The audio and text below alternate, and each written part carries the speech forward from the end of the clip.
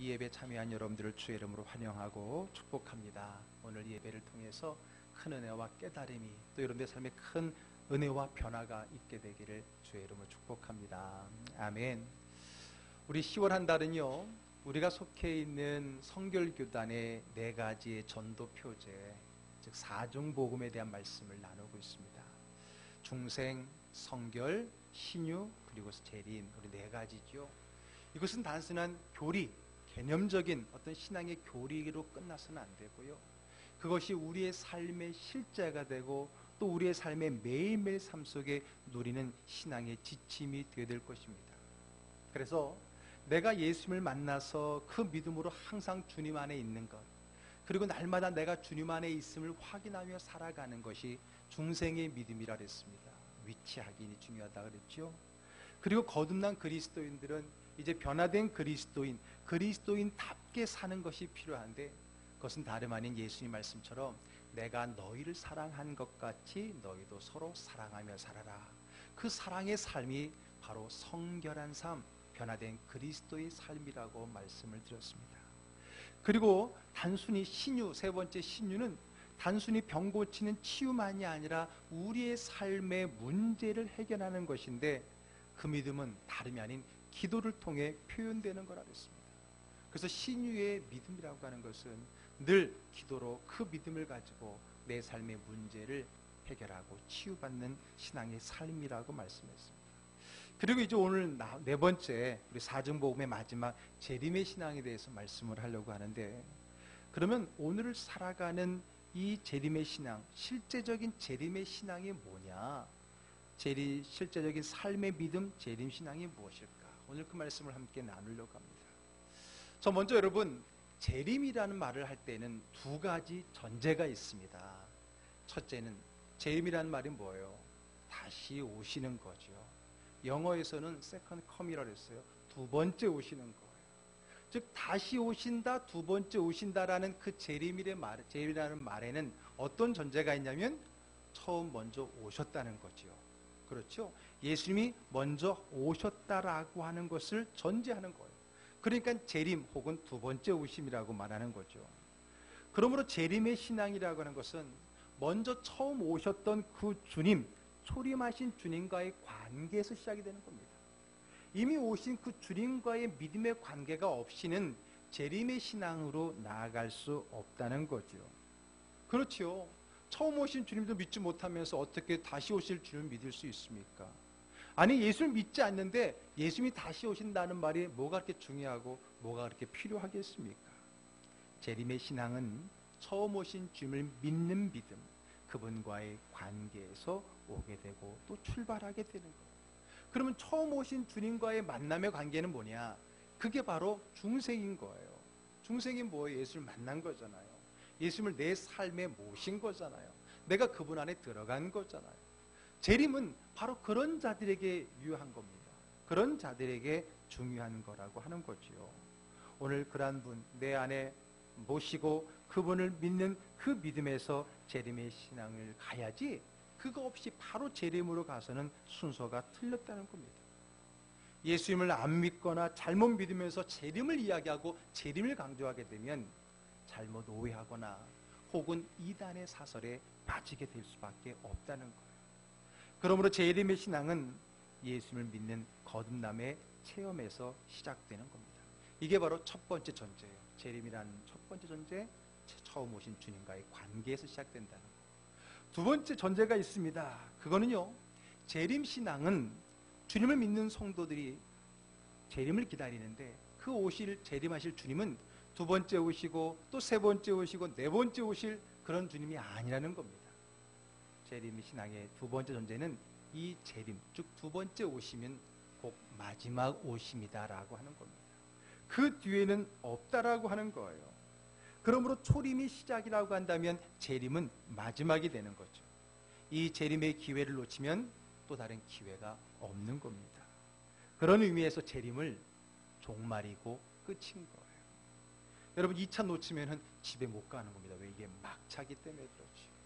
이 2가지 전제가 있는 거예요. 즉 이 2 전제를 통해서 본다면 재림신앙이라는 게 뭘까?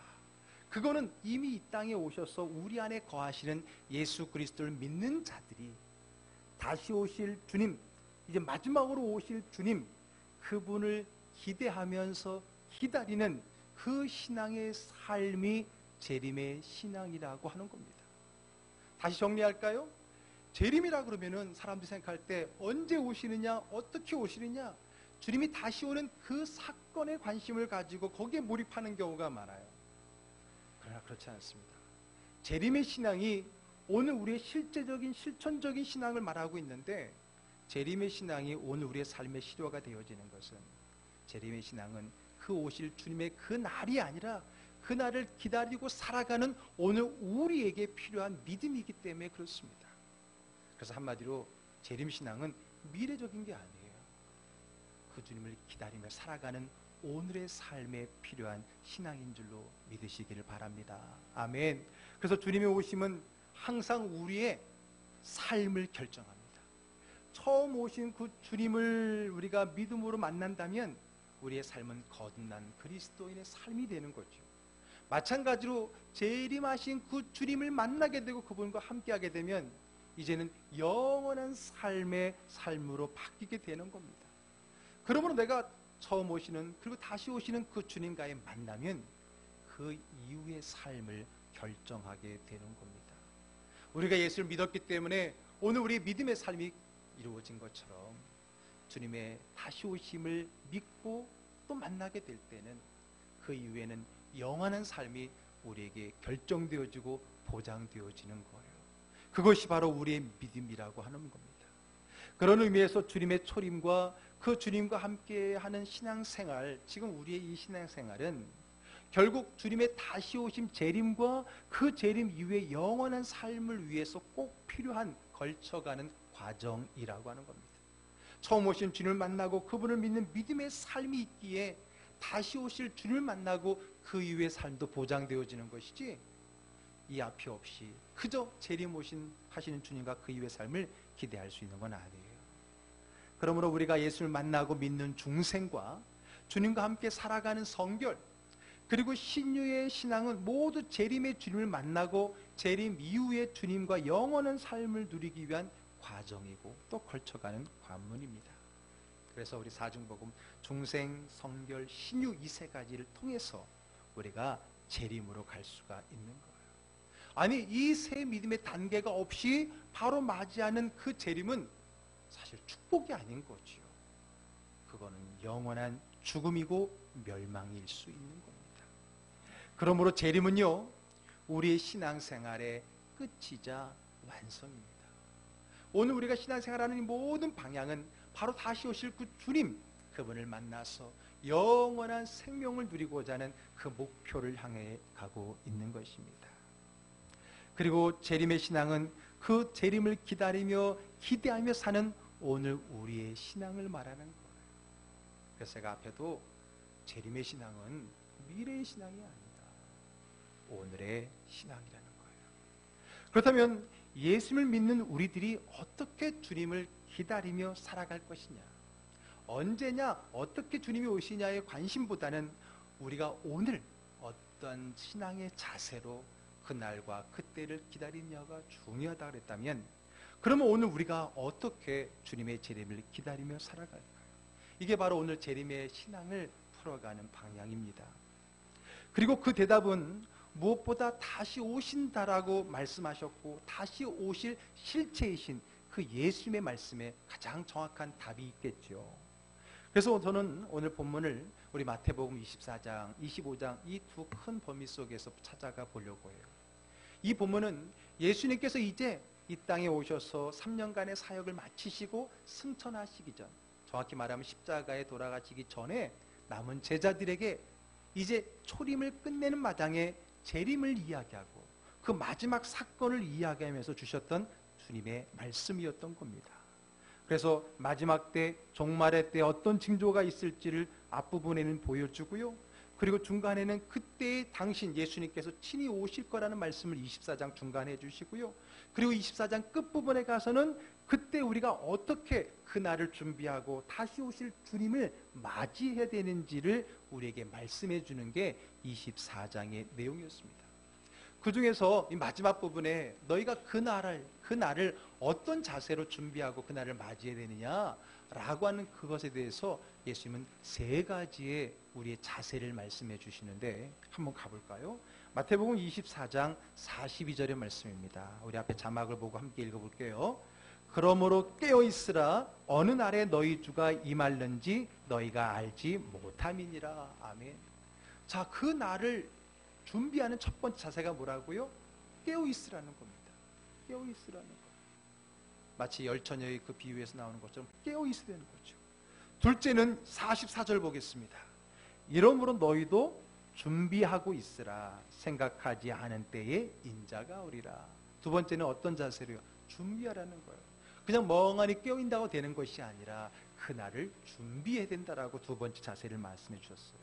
그리고 마지막 세 번째는 45절에 등장하는데 또 읽어보겠습니다.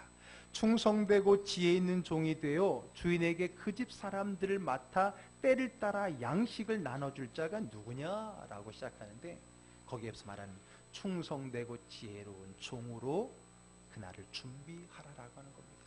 그래서 24장에는 마지막 때의 환난의 징조와 다시 오신다는 분명한 확신과 그리고 그때를 어떤 자세로서 준비하고 맞이되냐는 세 가지를 말씀해 주셨다라고 하는 겁니다.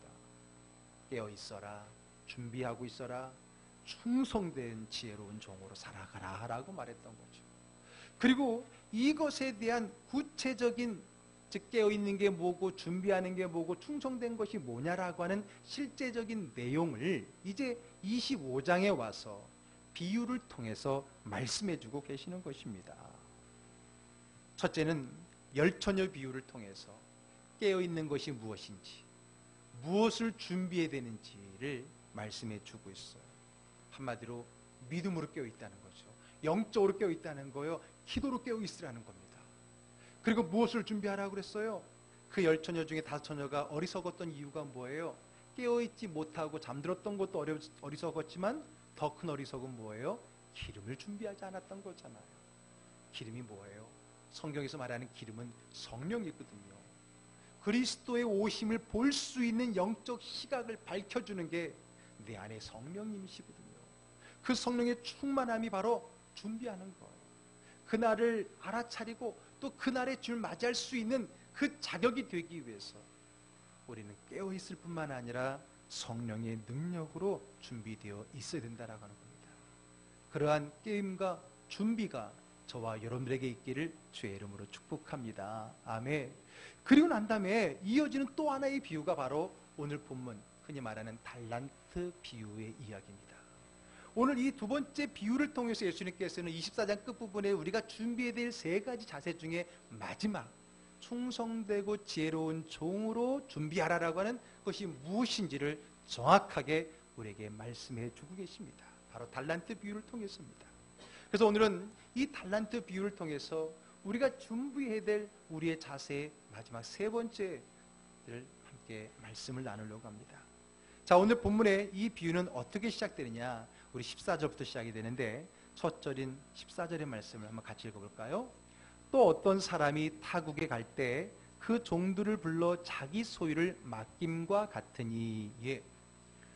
오늘 이 달란트 비유를 시작하기 위해서 오늘 첫 절이 이렇게 기록이 되어 있는데 이것은 단순한 어떤 이야기를 하기 위한 서론적 이야기가 아니라 사실 오늘 이 14절에 오늘 핵심 말씀의 핵심을 담고 있어요. 한번 하나하나 단어를 살펴볼까요? 처음에 보니까 어떤 사람이라 그랬어요. 여러분, 이 어떤 사람은 누구입니까? 어떤 사람은 누구일까요? 네? 어떤 사람인가요? 그 문장에서 보게 되면 이 어떤 사람이 누군가를 확인할 수 있는데 그 뒤에 보니까 종들을 불렀다라고 하는 것 보니까 이 사람은 누구예요? 주인이죠. 종들에게 있어서 그 어떤 사람은 다름 아닌 주인이다라고 하는 겁니다. 자, 또 하나가 있습니다. 타국에 갈 때라고 말했습니다. 타국에 갈 때라고 하는 것은 뭘 얘기하는 거예요? 지금 같이 있다는 전제를 얘기하고 있는 거죠. 그렇죠. 지금 같이 있다가 타국에 간다, 다른 곳으로 간다는 것은 지금 다른 곳이 아닌 같은 곳에 있다는 것을 전제하고 있는 겁니다. 세 번째도 보면요, 소유를 맡겼다 그랬죠. 자기 소유를 맡김과 같다 그랬습니다. 여러분, 맡겼다는 것은 뭐냐? 다시 찾는다는 거지요. 다시 찾는다는 것은 다시 오겠다라고 하는 거예요. 자, 지금 하나의 이야기를 하기 위해서 시작한 서론적인 이 짧은 한 구절에 우리 세 가지를 살펴봤어요. 이 어떤 사람은 다름 아닌 종들에게 주인이라는 거고요. 주인이라는 거고요. 두 번째는 그들은 지금 같이 있다라고 하는 거예요. 그리고 그분은 지금 떠나가고 있다는 거예요. 그리고 세 번째, 맡겼다라고 하는 것은 다시 돌아오신다라고 하는 것을 전제하고 있다면, 오늘 이 한 절 속에 이 세 가지를 통해서 우리는 뭘 할 수 있습니까? 먼저 그분은, 여기서 비유의 주인님은 우리 예수님을 얘기하는 거잖아요. 그 주님이 바로 우리의 주인이라고 하는 겁니다. 아멘. 그분이 우리의 주인이라는 것은 뭡니까? 내가 그분의 자녀 혹은 우리의 주인으로 모셨다는 거예요. 그분을 나의 구주로 영접했다라고 하는 거예요. 이미 이 땅에 오신 나와 함께 하신 그 주님을 내 주인으로 모셨다라고 하는 중생의 체험이 담겨져 있는 거라고 하는 겁니다.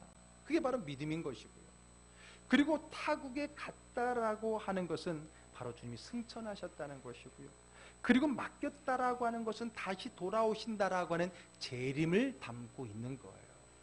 그래서 오늘 이 비유는 다름 아닌 예수 그리스도의 초림과 그리고 재림의 관계 속에서의 말씀인 것을 우리가 알게 됩니다. 그럼 우리는 지금 어디를 살아가고 있는 거예요? 이미 예수 그리스도를 나의 구주로 영접했고 내 안에 초림이 있었고 그 주님을 믿는 믿음의 삶을 누려가고 있고 다시 오실 주님을 기대하고 기다리고 있는 과정 속에 있는 거예요. 정확히 말하면 이제 2번과 3번으로 지나가는 그 삶을 살아가고 있다라고 하는 겁니다. 그런데 여러분, 여기서 거기에 무엇이 있는가? 다시 오실 주님을 사이를 살아가는 여기에 무엇이 있는가 하면 바로 주님의 초림과 그분을 믿는 믿음으로 살아가고 다시 오실 주님을 기다리는 이 과정 속에 뭐가 있냐면은 바로 주인의 소유를 맡았다라고 하는 것이 있어요. 주님의 소유를 맡겼다는 것이 있다는 거예요. 그 소유를 오늘 비유에는 달란트로 비유를 하고 있습니다. 자, 15절의 말씀 한번 보겠습니다. 각각 그 재능대로 한 사람에게는 금 5달란트를, 한 사람에게는 2달란트를, 한 사람에게는 1달란트를 주고 떠났다 그랬습니다. 네, 그렇습니다. 주님께서 우리에게 믿음을 주시고 주님 만난 우리들에게 다시 오시겠다라고 약속하시면서 우리 모두에게 달란트를 맡겼다는 거예요. 달란트를. 차이가 있습니다. 각각이라 그랬거든요. 서로의 차이가 있을 뿐이지 모두에게 하나님은 각각의 필요를 따라 혹은 그들의 어떤 능력이나 한계를 따라서 하나님의 뜻을 따라서가 더 맞겠지요. 우리에게 달란트를 맡기고 갔다는 거예요. 그러면 여러분, 이제 우리가 주님을 기다리는 우리의 삶에 뭐를 던져주셨냐면 달란트를 던져주셨다면 그 이유가 뭐냐는 거예요. 왜 다시 오실 때까지 우리에게 달란트를 맡기셨는가라는 것은 그 달란트에 대한 우리의 삶의 내용이 다시 오실 주님을 위해서 필요한 거기 때문일 거란 말이에요. 자, 그러면 왜 달란트를 우리에게 주고 가셨는가? 이유가 뭐냐라는 거예요. 달란트를 우리에게 맡기신 궁극적인 목적이 뭐냐는 거예요. 우리 뭘까? 여러분, 뭘까요? 그 다음에 이야기를 통해서 보면 우리가 아하, 와서 결산하는 내용을 보니까 이것을 가지고 뭔가 이익을 남겨라 라고 하는 뜻 때문에 달란트를 맡기신 겁니까? 맞죠? 안 맞아요? 오셔서 결산했으니까 뭔가 맡겼으니까 남기라고 하신 거구나. 근데 이제 웃는 것 보니까 뭔가 여기 함정이 있다는 걸 아는 거지요.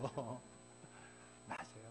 우리가 언뜻 생각하면 뭔가를 맡겼을 때는 주님이 맡긴 이유가 그 맡긴 것으로 뭔가를 이익을 남겨라라고 하는 뜻으로 생각하기가 쉽다는 거예요. 물론 그것도 크게 틀린 건 아니지만 그러나 여러분, 전부가 아닙니다. 그게 다가 아닙니다. 어쩌면 다 알지 못하면 어쩌면 그거는 모르는 것일 수도 있다는 거예요. 사실 여러분이 눈치채셨겠지만 주님께서 우리에게 다시 오실 그날까지 우리에게 달란트를 맡기신 이유, 목적, 궁극적인 목적은 그것을 통해서 뭔가 이득을 취하라라고 하는 뜻이 아니라고 하는 겁니다. 그러면 뭘까요? 뭘까요? 이렇게 하면 맞는 것 같은데, 근데 이상하죠?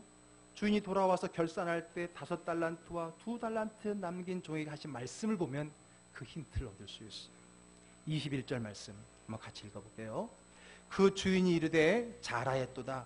착하고 충성된 종아, 내가 적은 일에 충성하였음에 내가 많은 것을 내게 맡기리니 내 주인의 즐거움에 참여할지어다 하고. 아멘. 여러분, 돌아왔을 때 5달란트 그리고 2달란트 받은 사람들이 그걸 이익을 남겼더니 되게 좋아하셨어요. 아, 그러면 남긴 것 때문에 그럴까? 아니에요. 오늘 성경 본문에 보게 되면 그 주인이 야, 너가 잘 남겼구나라는 말은 하고 있지 않아요. 오히려 적은 일에 충성했다 그래요. 큰 일도 아니고 적은 일에 충성했다라고 말하면서, 그러면서 오히려 적은 일 다음에 더 큰 일, 더 많은 것을 이야기하고 그것을 맡길 테니까 내 주인의 즐거움에 참여하라라고 하는 것을 보게 됩니다. 적은 일에 충성이라고 하셨어요. 충성에 강조하고 있다는 거예요. 많이 남겼구나, 잘 남겼구나 말하지 않았고요. 너가 그 애쓰는 그 삶의 모습을 바라보고 충성했다라고 말해주고 있는 겁니다. 2달란트 받은 사람도 똑같은 이야기를 해요. 결국 여러분, 여기에서 주님은 뭘 강조하냐면 그가 남긴 것을 강조한 것이 아니라 그것을 위해 애쓰고 수고한 것을 강조하고 칭찬하고 있다는 것을 우리가 알 수 있어요. 그래서 여러분, 남긴 것보다 맡긴 일을 하는 것이 더 중요한 겁니다. 내가 맡은 것을 얼마나 남기는 것보다 그 맡긴 것을 가지고 일을 하는 것, 무언가를 하는 것이 더 중요한 거예요. 그래서 여러분, 여기 이제 한 명이 또 등장하죠. 세 번째 사람은 어떤 오해를 하게 되냐면, 즉 주인이 달란트를 맡긴 목적이 남기는 데 있다라고 오해한 사람이었어요. 그래서 그는 혹여나 남기지 못하고 아예 원금까지 까먹으면 어떻게 할까 고민하게 됩니다. 그래서 어떻게 해요? 그 1달란트를 원금이라도 남겨야지, 요즘 같은 불황에 뭐 투자했다가 오히려 까먹는 일이 많지 하면서 묻어놓은 거예요. 그리고 와서 내어놓았지요. 그때 그것을 보고 예수님께서 그에게 악하고 게으른 종이라고 비난하면서 하신 말씀을 들어볼까요? 27절의 말씀입니다. 읽어보겠습니다. 그러면 내가 마땅히 내 돈을 취리하는 자들에게나 맡겼다가 내가 돌아와서 내 원금과 이자를 받게 하였을 것이니라. 여러분, 이렇게 말하는 것 보니까 예수님이 그거예요. 정말 그렇게 생각했더라면 차라리 은행에 넣었더라면 이자라도 남기지 않겠느냐. 그러고 보니까 결국은 남기는 게 중요했겠네요 라고 오해하실 수 있는데 그게 아니에요. 오늘 27절은 그렇게 했어야 됐다라고 말하는 게 아니라 너가 남기는 데 관심을 가졌더라면 그렇게 하는 게 더 낫지 않았겠느냐라고 그의 관점에서 얘기한 거예요. 주님의 관점은 남김에 있는 것이 아니었던 겁니다.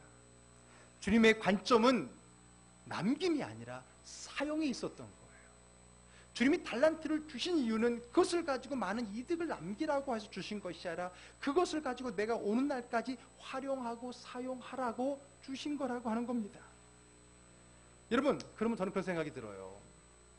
저도 많이 따지기 좋아하는 사람이잖아요. 그러면 예수님께서 이왕이면 좀 디테일하게, 좀 오해가 없게 정확하게 이 비유를 이해할 수 있도록 좀 더 세밀하게 비유를 해주셨으면 안 됐을까? 만약에 나 같았더라면 비유를 하나 더 넣어서 3달란트 받은 사람도 있었는데 그 사람은 열심히 수고했는데 그만 사기를 당해서 원금을 까먹었다. 그럼 그에 대한 예수의 반응이 나와 있더라면 정확하게 이해할 수 있을 거 아니에요? 만약에 그런 비유를 추가했더라면 이 전반적인 예수 그리스도의 의도를 생각해 본다면 분명히 이걸 겁니다. 걱정하지 말아라, 괜찮다. 오히려 그도 저는 분명히 착하고 충성된 종이라고 말했을 거로 생각해요. 그렇지 않습니까? 예수님의 관점, 주인의 관점이 남김에 있는 것이 아니라 얼마나 그것을 성실히 사용했느냐라고 하는 데 관점이 있다면, 혹 누군가가 그 원금을 까먹었을지라도 분명 주인은 칭찬했는 게 맞겠지요. 그걸 넣었으면 딱 좋았을 텐데 안 넣었어요. 그런데 여러분, 왜 안 넣었을까 하고 제가 또 묵상을 해보니까 거기에 또 은혜가 있어요. 왜 그 실패한 이야기는 안 넣었을까? 예수님이 빼먹은 걸까? 아니에요. 제가 이것을 묵상하면서 얻은 결론이 뭔지 아세요? 그거예요. 주님이 맡겨주신 달란트를 활용하면 절대로 손해보는 일이 없다. 아멘. 잃어버리는 일이 없다. 빼앗기는 것이 없다. 이미 우리에게 승리가 보장되었다는 거예요. 거기까지 이르렀을 때 진짜 이 비유에 주님의 마음을 읽을 수가 있었던 겁니다. 여러분, 우리는 잃어버릴까봐, 빼앗길까봐, 본전도 못 찾을까봐 우리는 늘 불안해요. 그래서 하나님께 우리에게 맡겨주신 것을 고이고이 보관만 하고 살아가는 경우가 얼마나 많은지 몰라요. 주님이 우리에게 주신 은혜는 사용의 것이지 보관의 것이 아님을 믿으시기를 바랍니다. 우리가 주님을 믿는 자로서 이미 초림의 주님을 중생으로 영접한 우리가 성결한 삶, 신유의 삶을 가지고 우리의 삶을 살아갈 때 하나님은 그냥 기다려라 마냥 시간의 기다림이 아닌 달란트를 던져주시고 기다려랬던 거예요. 그 달란트의 목적이 뭐냐? 뭔가를 남겨야 되는 우리의 그러한 어떤 고정관념을 버리고 그것을 마음껏 활용하라는 겁니다. 그러나 여러분, 두려워하지 마십시오. 이기게 되어 있고 남게 되어 있다는 거예요. 그래요. 그걸 알지 못한 채에 오히려 두려움 속에서 오늘의 우리의 신앙의 삶을 살아가는 게 아니에요. 우리 주님이 주신 그 은혜를 가지고 누리는 겁니다. 누리는 게 뭡니까? 사용하는 자가 누리는 거지요. 물질을 누리는 사람은 그 물질을 쓰는 거지요. 건강을 누리는 사람은 건강을 쓰는 게 누리는 거지요. 갖고 있는 게 복이 아닙니다. 돈이 많은 사람이 부자가 아니라 돈을 많이 쓰는 사람이 부자인 거지요. 아멘? 그렇습니다. 거기에는 남음이 있는 거예요. 오늘 1달란트 받은 사람이 만약에 정말 2달란트, 5달란트 받은 사람처럼 그 믿음을 가지고 썼더라면 그도 남았을 것이 분명합니다. 오늘 주님께서 남지 못한 비유를 빼먹은 것이 아니라 남지 못할 일이 없다는 것을 우리에게 가르쳐주는 것은 아니겠습니까? 그렇습니다. 우리에게 맡겨진 일은 이미 남는 일, 이미 이기는 일, 이미 성공하는 일임을 믿으시기를 바랍니다. 그러므로 오늘 우리가 재림의 신앙, 주님은 다시 오실 주님의 신앙은 우리가 무엇을 살아가느냐? 주님이 각자에게 맡겨진 각각의 그 달란트, 사명, 믿음을 가지고 그 믿음을 이루며 일하며 살아가는 것임을 믿으시기를 바랍니다. 아멘. 여러분, 저는 그래서 오늘 재림의 신앙을 주님이 언제 오시느냐, 어떻게 오시느냐에 여러분 너무 골치 아프게 생각하지 마세요. 우리가 너무 거기에 골몰하다 보니까 자꾸만 이단들이 아주 명확하게 제시해주는 그 종말론에 빠져버리는 거예요. 종말의 신앙이라는 것은, 재림의 신앙이라는 것은 주님이 언제 오시지, 어디에 오시지, 어떻게 오시지를 생각하는 게 아니라 다시 오실 그 주님을 기다리며 믿음으로 오늘 우리에게 맡기신 그 달란트를 열심히 활용하는 것임을 믿으시길 바랍니다. 여러분, 이 종말론 저도요 공부해보지만요 정말 복잡합니다. 여러분들은 아마 머리 쥐날 거예요. 뭐 주님이 오시는 것도 왜 이렇게 이론이 많아요? 전천년설, 후천년설, 세대주의, 전천년설, 발음도 잘 안 되죠. 뭐 주님이 재림하시는 게 천년왕국이 어디쯤에 있는 거냐, 뭐 그런 거 가지고 막 이야기를 하고 뭐 그런 얘기를 하는데, 여러분 자꾸만 그런데 물론 그런 것도 말씀을 통해 분명히 알아야 되지만 너무 거기에 관심과 빠져버리게 되면 이단들에 가면 명확하게 얘기해 주잖아요. 그러니까 여기 분명히 여기가 확실한가 보다 해서 쏙 빠지게 되거든요. 여러분, 재림의 신앙이라는 것은 뭐냐? 사실은 내일의 관심이 아니라 오늘의 관심이 있는 거예요. 재림의 신앙은 내일의 믿음이 아닌 오늘의 믿음이라는 거예요. 내일 오실 주님을 기다리면서 오늘 나에게 던져주신, 맡겨주신 그 달란트를 열심히 활용하는 것이 재림의 신앙입니다. 그게 종말주의 신앙도 아닌 거예요. 1992년 10월 그때 신앙생활 했던 분들 다 아실 겁니다. 신앙생활 안 한 분도 아실 거예요. 우리나라뿐만 아니라 세계가 떠들썩한 사건이 있었습니다. 다미성교회라고 다가올 미래를 준비하라. 다미성교회 이장님 목사를 주축으로 한 그 무리들이 예수님께서 1992년 10월 27일인가요? 그날 재림하신다라고 얼마나 세상을 떠들게 했어요. 그날 그들이 모인 단체에 모든 취재진들이 다 갔어요. 해외 취재진들까지 왔어요.